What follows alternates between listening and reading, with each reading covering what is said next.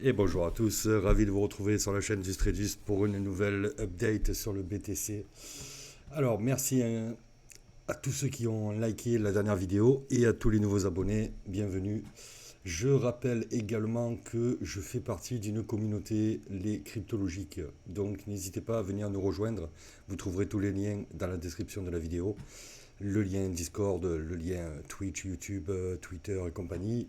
Voilà, si jamais vous souhaitez échanger au sujet de la crypto ou bien voilà, juste apprendre Ishimoku selon Osoda et bien d'autres méthodes, n'hésitez pas à venir nous rejoindre, vous serez les bienvenus.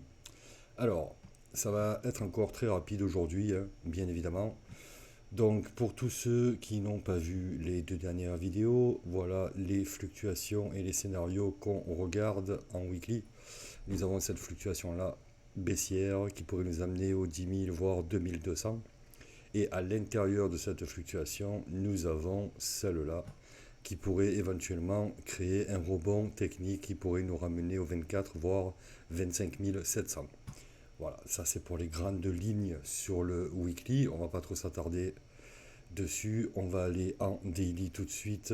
Et en daily, on va voir qu'est-ce qu'on regarde comme fluctuation. Eh bien, nous avons toujours cette grande fluctuation, bien évidemment. Voilà, celle qui nous ramènerait dans le rebond technique des 25 000, 24 006, 25 007. Et puis, à l'intérieur, bien évidemment, de cette fluctuation, nous en avons d'autres. Nous avons celle-là, qui est plutôt baissière, et qui, elle, pourrait nous ramener vers les 15 007, voire 13 300. A noter que celle-là, tant qu'on ne casse pas le point B, ou qu'on ne dépasse pas le 28 octobre à 2 heures du matin, eh bien, il est encore tout à fait possible d'aller faire un point plus haut pour aller chercher ce point C plus haut. Ok. Donc voilà, pour l'instant, c'est celle-là qui se dessine, mais elle n'est pas encore tout à fait actée.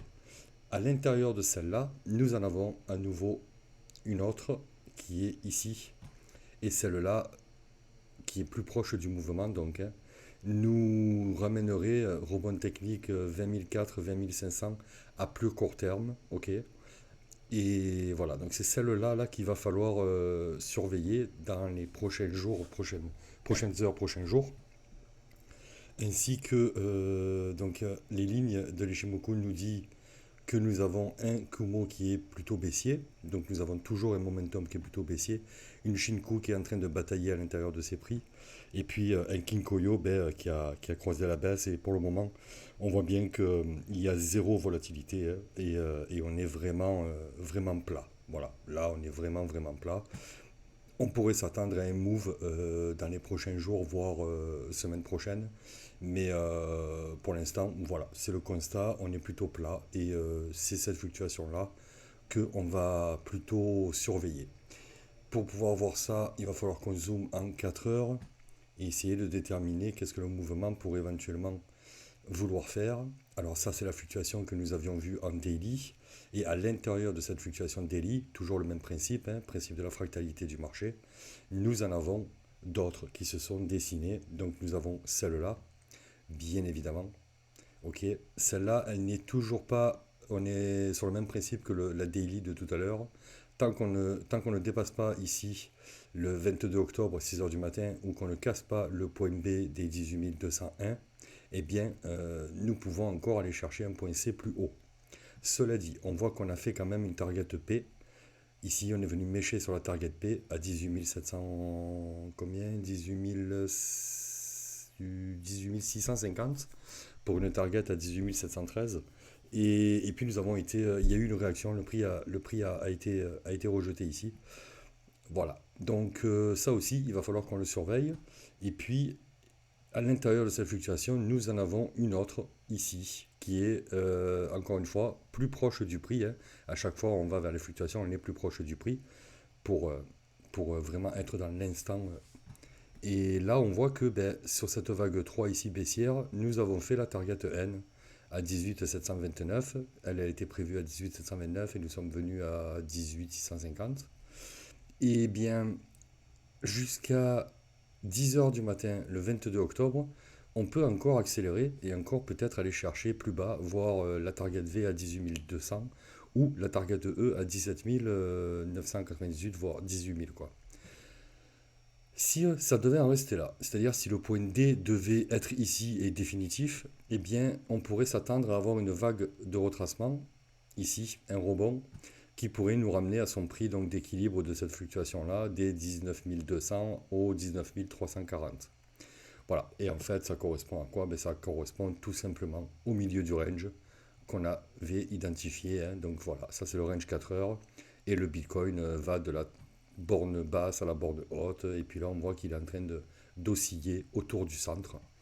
Donc voilà, je me concentre moi plutôt sur celle-là de fluctuation en observant si on va avoir une accélération ici pour aller chercher la target V, voire E, ou alors plutôt si là, ben, ça y est, on a marqué le point D, et puis maintenant, ben, on est plutôt dans un rebond technique, une vague de retracement ici, et auquel cas, ben, on pourrait dessiner ici un potentiel point C futur de cette nouvelle fluctuation A, B, C, et voir ensuite, selon la profondeur du rebond, quels sont les objectifs que ça pourrait nous donner pour l'avenir. Voilà.